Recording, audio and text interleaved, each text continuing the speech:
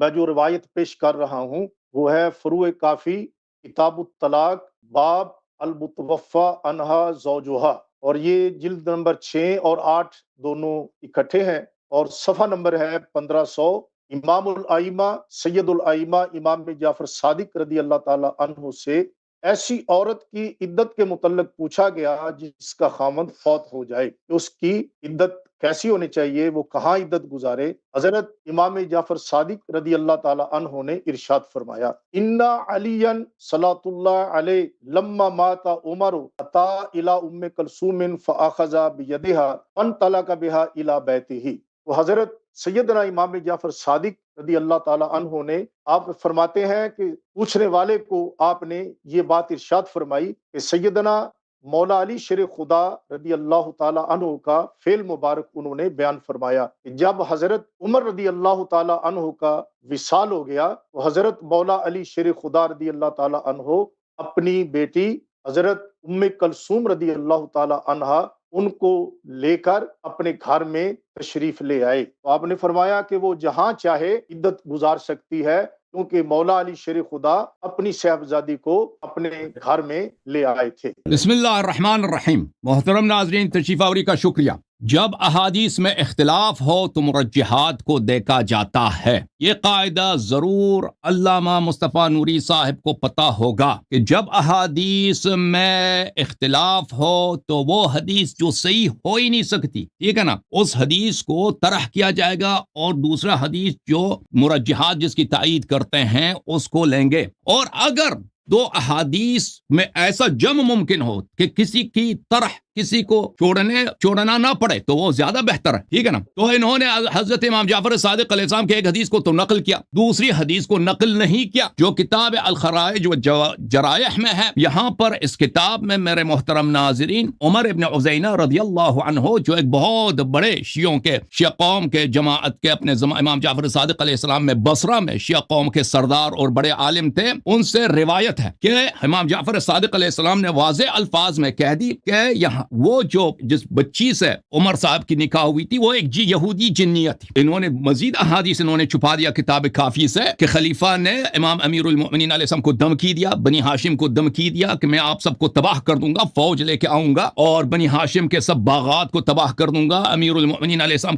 کے لیے میں شاہد لے کے آؤں گا کہ انہوں نے چوری کی اور ان کے ہاتھ کاٹ دوں گا، ٹھیک ہے نا۔ تو جناب عباس نے امیر المؤمنین علیہ السلام سے بہت التجا کی کہ یہ معاملہ مجھ پہ چھوڑ دیں۔ امیر المؤمنین علیہ السلام نے کہا کہ چلیں معاملہ آپ کے ہاتھ میں ہے، اور امیر المؤمنین علیہ السلام نے اپنی بیٹی کو چھپایا ہے اور ایک یہودی جنیہ جو نجران میں تھی اس کو بلایا ہے اور اس کو اپنی حکم دیا ہے کہ تم میری بیٹی کے صورت میں آ جاؤ اور عمر سے شادی کرو۔ عمر سے وہ اسی کی شادی ہوئی، اور جب عمر کو قتل کیا گیا تو اسی جنیہ کو اپنے گھر واپس لے کے آئی اور وہ پھر اب نجران چلی گئی۔ تو ان دو احادیث میں کون سا صحیح ہے بھائی، ٹھیک ہے نا، دیکھا جائے گا کہ یہ جو کہہ رہے ہیں کہ امیر المؤمنین علیہ السلام کی اپنی بیٹی ہے شادی ہوئی عمر سے یا جنیہ کی ہوئی ہے۔ اب شیخ صاحب ہمیں بتائیں گے، جماعت عمریہ بتائیں گے کہ یہ مسلمان ہیں یا غیر مسلم ہیں۔ جن کا مذاق اڑائیں گے تو یہ کافر بنیں گے، کہ جن نہیں ہے، جن حقیقت نہیں ہے تو یہ کافر بنیں گے۔ جنوں سے نکاح کو انکار کریں گے تو یہ کافر بنیں گے کہ ان کے اپنی احادیث میں موجود ہے۔ جن سے توالد کی بات کریں گے کہ جن اور انس میں اگر شادی ہو جائے تو اس کی اولاد ہوتی یا نہیں ہوتی، پھر کافر بنیں گے کیونکہ یہ قرآن کا انکار ہوگا، ان کے احادیث کا انکار ہوگا۔ یہ بتا دیں کہ اس میں حرج کیا ہے کہ امیر المؤمنین علیہ السلام نے جنیہ سے شادی کرائی ہوگی اور یہ حدیث 100% صحیح ہے۔ اس کی وجہ کیا ہے؟ میں شیخ صاحب سے یہ سوال کرنا چاہ رہا تھا، انہوں نے مجھے سوال نہیں کرنے دیا کہ کیا یہ سمجھتے ہیں کہ پنجتن پاک رسول اللہ صلی اللہ علیہ وآلہ وسلم علی ابن ابی طالب سلام اللہ علیہ، یہ لوگ شریعت اسلام کے پابند تھے یا پابند نہیں تھے؟ شیخ صاحب، یہ لوگ کیا شریعت اسلام کے پابند تھے یا پابند نہیں تھے؟ اگر یہ کہیں گے کہ یہ لوگ امیر المؤمنین علیہ السلام پنجتن پاک شریعت اسلام کے پابند نہیں ہے تو ان کا کفر ثابت، ٹھیک ہے نا، ان کا اعتراف کرنے پڑے گا کہ ان کی شریعت کے پابند تھے۔ تو اگر شیخ صاحب یہ سن لو، اگر امیر المؤمنین علیہ السلام شریعت اسلام کے پابند تھے تو شادی جنیہ سے ہوئی ہے، شادی چڑیل سے ہوئی ہے، ان کی بیٹی سے نہیں ہوئی ہے۔ دلائل بے پناہ ہیں، دلائل ایک ایک پڑھیں گے، قرائن ایک ایک پڑھیں گے، آپ سن لیں اچھی طرح سے، ملاحظہ کریں میرے محترم ناظرین۔ جو بھی شخص اپنی بیٹی کی شادی کرنا چاہتا ہے اس کو ایک بہترین فرد سے شادی کرنا چاہتا ہے۔ انہوں نے کہا، ان کے جملے یاد رکھیں، انہوں نے کہا کہ اللہ تعالیٰ نے فلان فلان عمر بن الخطاب کو فضائل، مقامات، درجات، مراتب عطا کیے ہیں فلان فلان فلان. اب ان مقامات، درجات، مراتب کا آپ کو اندازہ ہو جائے گا. ٹھیک ہے نا؟ ملاحظہ کریں کہ کیا ایسے شخص کو میں جب اس شخص کے خلیفے کے صفات اس کو بتاؤں گا، اس کے مقامات، درجات، مراتب بتا دوں گا، تو شیخ صاحب کو سے پھر پوچھیں گے کہ ایسا شخص آپ سے آپ کی بیٹی کا رشتہ لینے آ جائے تو کیا آپ اس کو رشتہ دیں گے ایسے شخص کو؟ اگر خود آپ کو گوارا نہیں ہے تو کیسے ہو سکتا ہے کہ سرور انبیاء صلی اللہ علیہ وسلم کے ہارون، ان کے نفس نفیس ایسے شخص کو رشتہ دے دیں؟ یہ ایک قرآن مجید کی آیت ہے، والذین یقولون ربنا هب لنا من ازواجنا وذریاتنا قرۃ اعین. اے اللہ تعالی ہمیں بہترین ازواج عطا فرما جو ہمارے لیے باعث آنکھوں کی ٹھنڈک ہو. ٹھیک ہے نا؟ تو امیر المؤمنین علیہ السلام کبھی ایسے شخص سے کو رشتہ نہیں دے سکتے جو ان کے لیے قرۃ عین نہ ہو. ملاحظہ کریں، یہ مسند ابی یعلا الموصلی ہے. یہاں پر حدیث ملاحظہ کریں، صفحہ نمبر 460 میں یہ حدیث شریف ہے. حدیث شریف ہے صفحہ نمبر 4، ایک منٹ، لا حدیث نمبر ہے 2097. لا تنکح النساء، قال رسول اللہ صلی اللہ علیہ وسلم، لا تنکح النساء الا من الاکفاء، کہ نکاح کے لیے کفاء شرط ہے، کفو سے ہی نہ ہوگا. اچھا، کفو ہی سے شادی ہوگی. اور پھر یہ جامع ترمذی ہے، یہاں پر جامع ترمذی جزء 40 میں ترمذی صاحب نے روایت کی، ابو ہریرہ نے رسول اللہ صلی اللہ علیہ وسلم سے روایت کی ہے، اذا خطب الیکم من ترضون دینہ وخلقہ اذا فزوجوہ، اگر آپ کے پاس رشتہ آ جائے جس کے دیانت سے آپ راضی ہیں اور جس کے اخلاق سے راضی ہو تو اس کو رشتہ دیا کرو. شیخ صاحب، رسول اللہ صلی اللہ علیہ وسلم کی یہ حدیث ہے کہ نہیں ہے؟ امیر المؤمنین علی مرتضی علیہ السلام شریعت کے پابند ہیں یا نہیں ہیں؟ ہیں، پابند ہے نا. تو تزویج بیٹی کی کب ہوگی؟ اس شخص سے ہوگی جس کے پاس خلق ہو، اخلاق کا حسنہ اور دین ہو. اگر نہ دین ہے شیخ صاحب، ہائے ہائے ہائے ہائے، مقامات، مراتب، فضائل، درجات کا ابھی پتہ چلے گا. ہائے ہائے ہائے، بھاگنا نہیں آپ نے. او بھائی، انٹرنیٹ کا بہانہ کر کے کاٹنا نہیں، کاٹ کے بھاگنا نہیں. آج مقامات، فضائل، درجات کا ابھی پتہ چلے گا نا.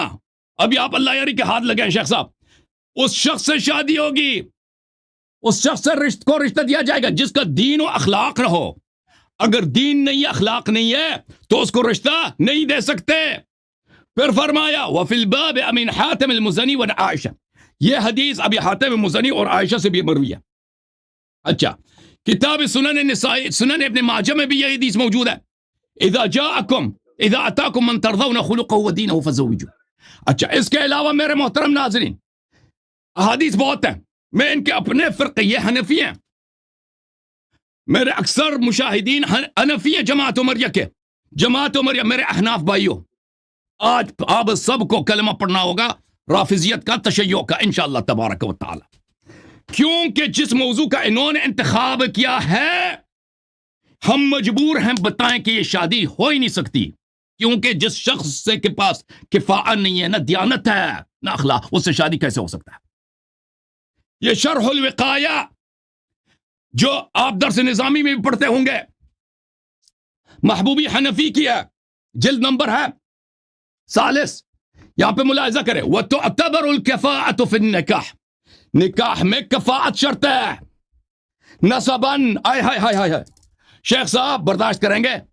میں آپ نے کہا نا کہ آپ کے خلیفے کو اللہ نے مقامات، فضائل، درجات دیے ہیں. مجھ پہ وہ تان تو نہیں لگائیں گے کہ آپ گستاخی کر رہے ہیں؟ میں ان کے کچھ نسب کھول کے دکھاؤں آپ کو. اجازت ہے نا؟ بہت معذرت کے ساتھ، کیونکہ آپ لوگوں نے خود فتویٰ دیا ہے. آپ کے امام ابو حنیفہ نے فتویٰ دیا کہ نکاح میں نسب کفاءت شرط ہے، اور اس میں سب سے پہلے بولا نسب. واللہ مجھے ڈر لگتا ہے میں اس نسب کھول دوں خلیفے کا. مجھے ڈر لگتا ہے کہ معذر کاٹ کے بھاگ جائیں گے، کہیں گے کہ اللہ علی گستاخی کر رہا ہے. ان کی اپنی کتابوں سے جس شخص کا نسب یہ ہو، یہ خود اس کو اپنی بیٹی کا رشتہ دیں گے؟ میرا اس سے سوال ہے. ٹھیک ہے نا؟ پھر ودیانتن، پھر آپ کے احناف کا بالاجماع فتویٰ ہے کہ کفاء میں دیانت کی شرط ہے. فلیس فاسق کفءا لبنت الرجل الصالح. فاسق شخص اللہ اللہ اللہ اللہ اللہ اللہ صالح آدمی کی بیٹی کا کفر نہیں ہو سکتا. تو نبی سے کوئی زیادہ شریف ہے؟ اس کے بیٹی کی بات ہو رہی ہے. اب ہم بتائیں گے نا کہ جب تو آپ نے خود شیخ صاحب یہ فتویٰ دے دی. اب میرے پاس 40 مزید سیکنڈ ہے نا, انہوں نے بھی 40 مزید سیکنڈ لیے تھے. اچھا, یہ کتاب ہے الہدایہ شرح بدایت المبتدی. یہ بھی ان کے احناف کی بہت فقہ کی اہم کتاب ہے, جز نمبر 3 ہے. یہ ملاحظہ کریں اس میں بھی. وعن ابی حنیفہ ابی یوسف لا يجوز انه لا يجوز في غیر کفو. غیر کفو میں نکاح جائز ہی نہیں ہے. غیر کفو میں نکاح جائز ہی نہیں ہے. قال علیہ السلام لا يزوج النساء الا الاولیاء ولا يزوجن الا من الاکفاء. رسول صلی اللہ علیہ وسلم کی حدیث ہے کہ بغیر کفو کے کسی سے شادی نہیں ہو سکتی. تو یہاں پہ دو باتیں ہیں. یہ تو شادی عمر کی صاحب کی رسول صلی اللہ علیہ وسلم کی بیٹی سے ہوئی ہے یا جنیہ سے ہوئی ہے. ہم ثابت کریں گے جنیہ سے ہوئی ہے جی, ان کی اپنی کتابوں سے, کہ فریقین کے نزدیک, دونوں فریق کے نزدیک نکاح میں کفاءت شرط ہے. اور شارب خمر سے آپ بیٹی نہیں دے سکتے. یہ خود اپنی بیٹی کو شارب خمر کو دیں گے جو شرابی آدمی ہے؟ نہیں دیں گے. بدماش کو یہ بیٹی دے گا اپنا؟ نہیں دے گا بھائی. جھوٹے کو یہ اپنی بیٹی دے گا؟ نہیں دے گا. دشمن رسول صلی اللہ علیہ وسلم کو یہ اپنی بیٹی کا رشتہ کر دے گا؟ نہیں کر دے گا. کوئی بھی مسلمان نہیں کر سکتا. تو عرض یہ ہے تو کیسے امیر المؤمنین علی علیہ السلام کر سکتے ہیں جب ان کے اپنے پاس فتویٰ موجود ہے, ان کے امام ابو حنیفہ کا, کہ نکاح میں کفاء نسب میں اور دیانت میں شرط ہے, وہ جائز ہی نہیں ہے. تو کیا آپ کے نزدیک امیر المؤمنین علیہ السلام شریعت کے پابند تھے یا نہیں تھے؟ اگر پابند تھے تو یہ بات ثابت ہے پھر کہ وہ جو شخص پابند شریعت نہ ہو, جس کا اخلاق نہ ہو, جس کی دیانت نہ ہو, جس کی نسب نہ ہو, اس سے اپنی بیٹی کا رشتہ نہیں کر سکتے. تو پھر نتیجہ کیا ہوا؟ نتیجہ ہوا جب ان پہ اضطرار آیا, جب ان پہ تقیہ کی حالت آئی ہے, جیسے مجلس صاحب نے فرمایا, بالکل صحیح فرمایا, تو اس وقت انہوں نے اپنی بیٹی سے شادی نہیں کرائی, جنیہ سے شادی کرائی ہے. ٹھیک ہے نا. علماء کے اقوال میں نے آپ نے شروع سے کہہ دیا کہ وہ حجت نہیں ہوتے. مجلسی صاحب نے تو یہ نہیں بولا کہ جنیہ کی کہانی غلط ہے. ہم دونوں حدیث کو صحیح مانتے ہیں. آپ جو کہتے ہیں نا, جو حدیث پڑھتے ہیں کہ امیر المؤمنین علیہ الصلوۃ والسلام ام کلثوم کو لے کے آئے, وہ بحسب ظاہر ہے, بحسب ظاہر جنیہ ہے, ام کلثوم نہیں ہے. بحسب ظاہر جنیہ ام کلثوم کی شکل میں آئی ہے, اس کو لے کے آئے, یہ واضح ہے. اچھا, اب بات کہ امیر المؤمنین, اصل بات یہ ہے کہ امیر المؤمنین علیہ الصلوۃ والسلام نے اپنے بیٹی کی شادی کر ہی نہیں, یہ حرام تھا ان کے لیے اپنی بیٹی کی شادی عمر سے کرا دے. دلائل کیا ہے؟ دلائل میں نے ان کے رسول پاک صلی اللہ علیہ وسلم کی سنت دکھائی ہے. شیخ صاحب اپنا نام آپ چینج کریں, اہل سنت نہ رکھیں. اگر سنی ہیں تو یہ سنت رسول صلی اللہ علیہ وسلم میں نے دکھایا نا کہ اذا جاءکم من ترضون خلقه ودینه فزوجوه. اخلاق ہے تو شادی کرا دو, اخلاق نہیں ہے تو شادی نہ کرو. دین ہے تو شادی کرا, دین نہیں ہے تو شادی نہ کرا دو. نسب ہے تو شادی کرا دو. ٹھیک ہے, یہ سنت اگر مانتے ہیں تو یہ شادی نہیں تھی. دلیل دیکھو, یہ کتاب ہے تمہارا المصنف, یہ ہماری کتاب ہے, تمہاری کتاب ہے. شیخ صاحب آج آپ آئے تھے نا ابو بکر کے عمر صاحب کے لیے فضائل ثابت کرنے کے لیے, جزء خامس, یہاں پہ شور شرابہ کر کے بھاگ گئے نا, تو آپ ہار گئے کیونکہ اس کا جواب نہیں دے سکتے. یہاں پر یہ حدیث عبد الرزاق عن معمر عن الزہری عن القاسم بن محمد عن اسماء بنت عمیس, حدیث بشرط بخاری مسلم سے ہی. ابو بکر صاحب نے عمر صاحب کو جب خلیفہ بنانا چاہا تو لوگوں نے کیا کہا؟ استخلفت عمر وقد كان اتن علينا ولا سلطان له فلو قد ملكنا لكان اعتى علينا واعتى. تو لوگوں نے خود کہا, مہاجرین نے کہا کہ بھائی آپ نے ابو بکر عمر کو ہم پہ خلیفہ بنایا. یہ جب تک خلیفہ نہیں تھا تو بڑا بد اخلاق تھا, جب اس کو خلافت ملے گی تو اس کو یہ زیادہ بد اخلاق ہوگا.